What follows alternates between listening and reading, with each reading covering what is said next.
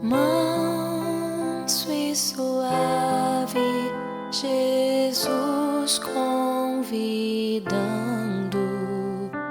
chama por ti e por mim. Salvo das torrentes da morte.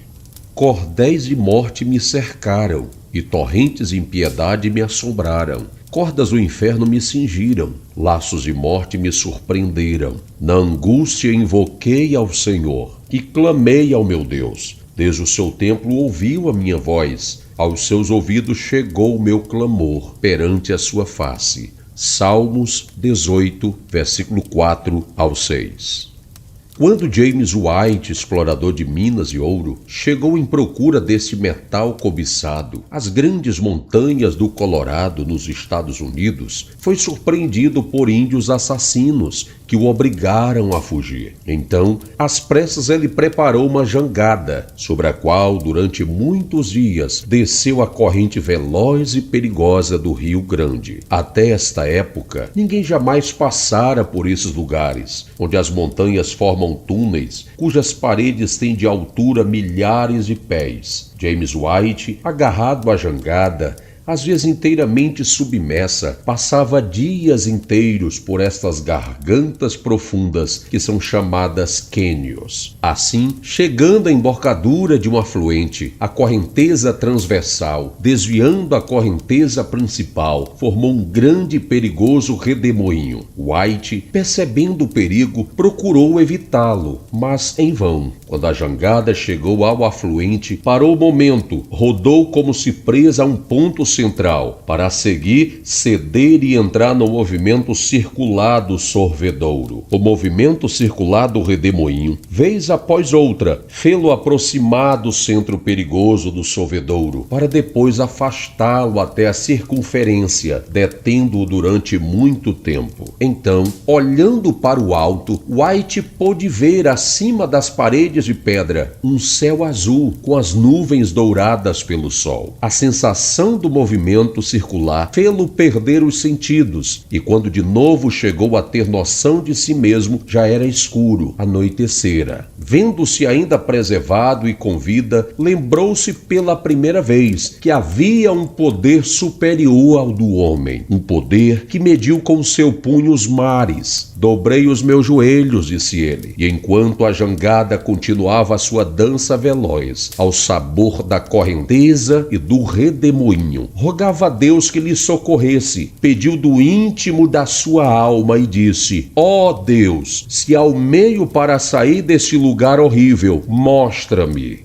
A voz e a afeição de White ficaram trêmulas quando ele contou como sentira um movimento diferente na jangada, e levantando os olhos, vira que o redemoinho já tinha ficado para trás, e ele estava agora deslizando sobre uma das correntes mais calmas que jamais vira ali.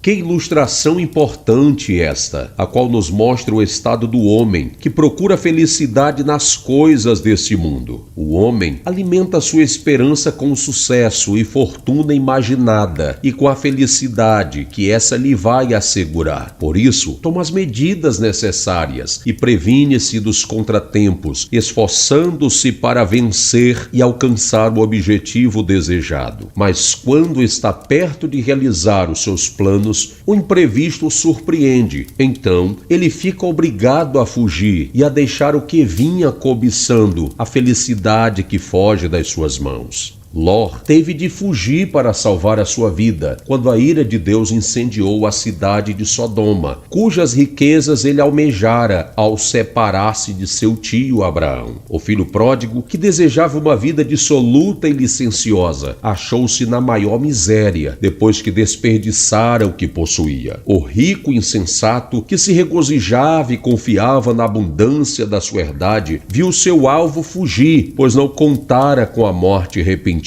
Do mesmo modo que a febre e a ambição do ouro cegaram o explorador, não lhe permitindo ver os perigos a que se arriscara, também as atrações do mundo não deixam que os homens vejam o abismo a qual caminham. No princípio, tudo que o mundo oferece parece ser inofensível e proveitoso. Entretanto, quando o incauto pecador, vítima das ilusões mundanas, penetra nos labirintos a que foi levado pela sua cobiça, os emissários do príncipe deste mundo, o maligno, qual os índios da narração acima, fecham-lhe os caminhos para que ele não possa retroceder. Então, só lhe resta fazer uma coisa: entregar-se ao sabor da correnteza dos acontecimentos mundanos e das opiniões movediças dos homens. E assim, qual bola de jogo, o pobre pecador é levado de um lado para o outro, sem firmeza, sem esperança, embrutecido pelas sensações cada vez mais entorpecentes que o enchem de toda iniquidade, malícia e avareza.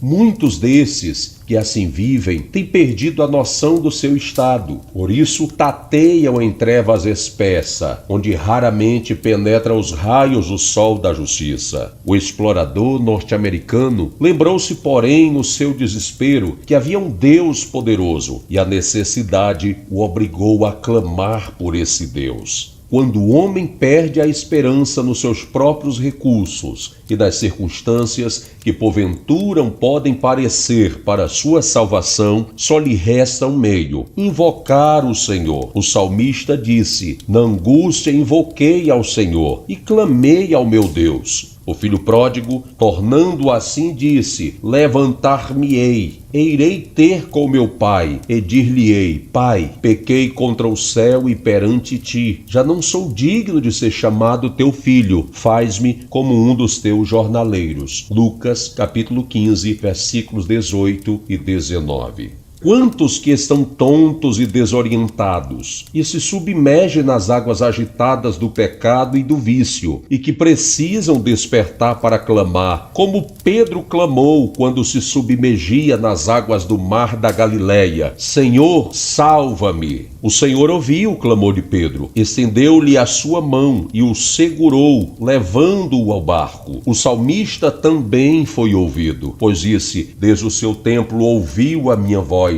e me tomou, tirou-me das muitas águas, trouxe-me para um lugar espaçoso. Salmo 18, versículos 6, 16 e 19. James White foi imediatamente atendido, salvo do perigo, e então achou-se viajando numa corrente quieta, onde podia gozar tranquilidade e descanso. Que mudança repentina! Faze, ó amigo, como esse explorador americano, dobra os seus joelhos e clama a Deus, pois Ele te salvará dos teus pecados e de todos os embaraços desta vida. Então poderás viajar em paz e segurança. A salvação é imediata e perfeita. Não exige uma série complicada e demorada de reformas sucessivas, pois é de momento. Hoje é o dia da salvação.